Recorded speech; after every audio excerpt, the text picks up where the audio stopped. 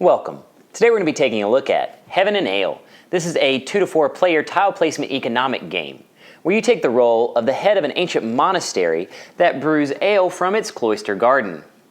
You will be buying resources, scoring resources, and obtaining goals trying to have the best ale.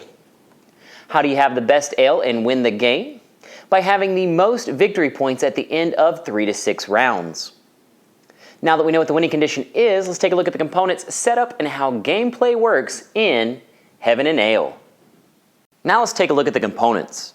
You have your main game board, player boards, player figure, brewmaster, and privilege cards. Resource markers: brown is wood, white is yeast, green is hops, blue is water, and yellow is barley. Resource tiles in each of the 5 resources: wood, yeast, hops, water, and barley. Monk tiles, large and small barrel tiles, shed tiles, scoring discs, money in 1s, 5s, and 10s, and finally, your rule book. Now let's take a look at the setup. We're going to be setting this up for a 3-player game which takes 12 steps. Step 1, place the main board in the center of the play area. Step 2, create supply pools for money and scoring discs. Step 3, separate and place resource tiles. You'll separate the resource tiles face down into 2 piles based on the back of the tile. One pile will have Roman numeral 1, and the other pile will have Roman numeral 2. Then you will place 15 from the Roman numeral 1 pile face up on the 15 resource spaces on the main board. Step 4, separate and place shed tiles. You'll separate the shed tiles into an even amount of each 0 to 4 shed, and place them next to the main game board. Step 5, separate, shuffle, and place monk tiles. You will separate the monk tiles face down based on the back of the tile. Some have Roman numeral 1, and others Roman numeral 2. Then you will shuffle each pile and place them in groups of 4 face down on the main board. You will return a number of them to the box based on the number of players. In a 2-player game, you will return all Roman numeral 2 monks. In a 3-player game, you will return the last 2 stacks of Roman numeral 2. And in a 4-player game, you will use all of the monk tiles. So since we're setting this up for a 3-player game, we will return the last 2 Roman numeral 2 stacks back to the box. Step 6, deal monk tiles. You will deal the first stack of Roman numeral 1 monk tiles on the 4 monk locations on the main board. Step 7, place scoring discs. Place 1 disc on each of the 6 scoring locations on the main board. Step 8, place barrel tiles. You will place a set of matching barrel tiles on each of the barrel locations on the main board. You will place the small barrel on the bottom and the large barrel on top. Step 9, choose a color and get components. You will choose a color and get a player board, player figure, brewmaster, and privilege cards of that color. You will also get a set of the 5 resource markers. Step 10, take 25 in money. It is good to keep in mind that money is open information in this game. Step 11, place your resource markers and brewmaster. The brewmaster goes in the bottom left of your player board, and then the resource markers go on the spaces that have the same color background as the resource marker. Step 12, choose a starting player. You will choose a starting player at random, and then you will place the player's figure on the 1 location on the main board, and then going counterclockwise, the other players will choose one of the remaining starting places and gain the reward. These locations are located in the top left of the main game board. The 4 rewards are first player, brewmaster up 1, 1 resource up 2, and 2 in money. So in this case, yellow will be our starting player. Now let's take a look at the gameplay. A game consists of rounds based on the number of players. In a 2-player game, you'll play 3 rounds. In a 3-player game, you'll play 4 rounds. And in a 4-player game, you'll play 6 rounds. A round consists of turns with the first player going clockwise until all figures have went around the board and back to the starting area. A player's turn consists of 2 steps: move and carry out an action. Now let's look at both of those steps in detail. Step 1, move. You may move your figure forward to any space with an available action. Keep in mind that you may never move backwards or stay still, you can never move to a space where you cannot perform an action, and you can move to an occupied space if an action is available. And then step 2, carry out an action. You must carry out an action. There are 4 types of actions or spaces: resources, monks, scoring discs, and barrels. Now let's look at each of those actions or spaces in detail, starting with resource. These are the locations that have the resource tiles on them. At these locations, you must purchase at least 1 tile on that location. You would pay the cost based on the location on your player board in which you place it. If you place it on the dark side of your player board, you would pay the face value. If you place it on the sunny side of your player board, you would pay double the face value. So for this first resource tile location, you would pay 5 to place the barley tile on the dark side of your player board, and you would pay 10 to place the barley tile on the light side of your player board. Next, the monk action or location. At these locations, you must buy at least 1 monk tile, paying the cost based on the location and where you place the monk tile. To place the monk tile on the dark side of your player board, you would pay the cost printed on that location, and to place the monk tile on the sunny side, you would pay double. So on this monk location, you would pay 4 to place the monk tile on the dark side of your player board and 8 to place it on the sunny side. If when placing a resource or monk, you enclose a shed location on your player board, you would carry out a shed activation. A shed activation takes 4 steps. Step 1, you would sum all adjacent tiles to the shed. Step 2, based on that sum, you would determine the shed type to place. This information is located on your player board.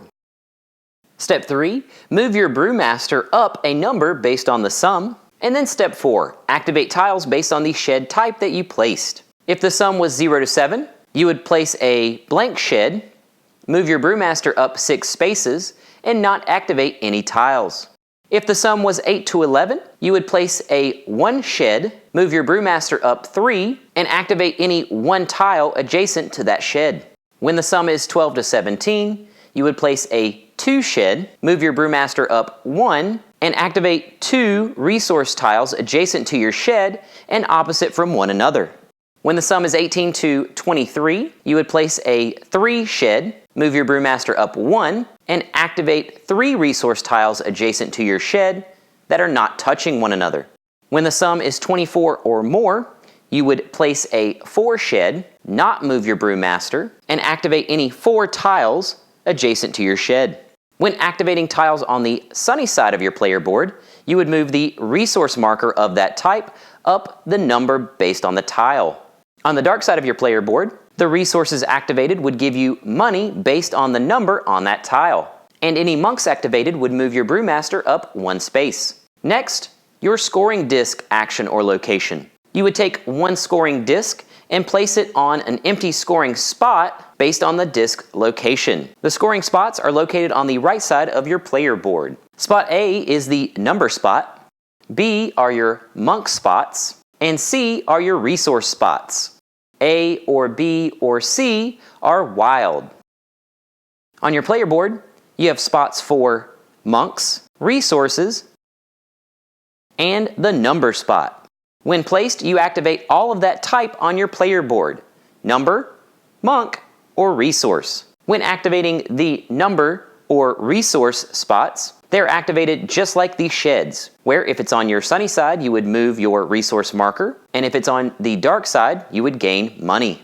When triggering the monks on these scoring spots, you would trigger that specific monk, and they would activate each adjacent resource. Keep in mind that if a monk activates another monk, then you would move your brewmaster up 1. Also, you can't use a scoring disc if you don't have it on your board. When a resource hits 20, you gain 1 money for each movement after. If, when placing a scoring disc, you completed one of the 5 pairs on the right side of your player board, you may place or score a privilege pair card. So you would choose a privilege pair card, flip it over, and place it next to the scoring pair. Then you would gain the effect on the card. It's good to keep in mind that you may discard a privilege card at any time for 3 in cash. And then finally, barrels. On these locations, you may take any barrel from the main board whose goal you have achieved. At the end of the game, the large barrels are worth 4 victory points, and the small barrels are worth 2 victory points. A description of each of the barrel goals is located in the rulebook. Turns will continue clockwise until all figures are back in the starting area. When reaching the starting area, you would choose a spot or reward. The first player spot has to be chosen, so if it is blank when one player is left, they must go to the first player spot. Once all players have made it back to the starting area, we would prepare for the next round. Doing so takes 3 steps. Step 1, place the next round's monk tiles on the 4 locations on the main board. Step 2, add 1 resource tile to each resource location on the main board. As soon as the Roman numeral 1 tiles run out, you would start with Roman numeral 2. And then step 3, refill the scoring discs up to 1. So if a location's scoring disc was not taken during a round, you would not add another scoring disc to that location. In the last round of a 2 or 3 player game, you will place a second scoring disc on spaces B and C. And in a 3 player game, in the last round, you would place a second scoring disc on the first A or B or C location. Then rounds and turns would continue until the end of the final round. At the end of the final round, we would move into the final scoring. Final scoring takes 5 steps. Step 1, you would use your brewmaster to adjust resources. You would check the resource exchange rate where your brewmaster is located and adjust your resources. The exchange rate is the ratio above the location where your brewmaster is located. So if your brewmaster was located on 6, they would have an exchange rate of 3 to 1. Then you would move your highest resource down the larger number, and then the lowest resource up 1. You continue this process until all resources are at the same number or 1 away from each other. It's good to keep in mind that you can split moves during this process. Step 2, move 1 resource 1 spot for every 10 in cash. Step 3, multiply the lowest resource number space by the brewmaster multiplier number. Step 3, multiply the lowest resource number space by the brewmaster multiplier number. The brewmaster multiplier number is located next to the exchange rate. This multiplication would give you your number of victory points. Step 4, you would add your barrels. You will add the barrel total to your victory points. And then step 5, the first player location. The player that is at the first player starting location would add 1 to their victory point total. Then after totaling your victory points, the player with the most victory points has the monastery with the best ale and wins Heaven and Ale.